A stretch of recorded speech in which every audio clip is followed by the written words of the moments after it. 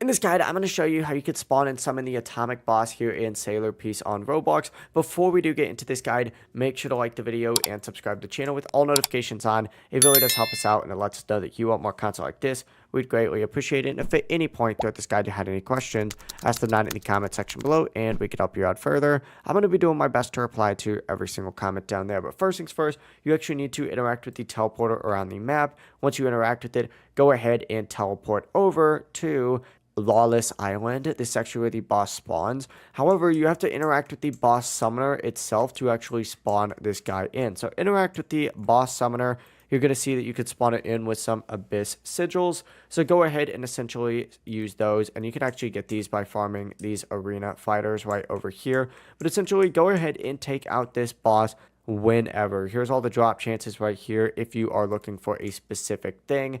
This boss isn't too difficult, especially if you land some crits, but at the exact same time, it still does have a pretty decent amount of health, so I recommend using something like Vampire because that'll help you out a lot in the long run.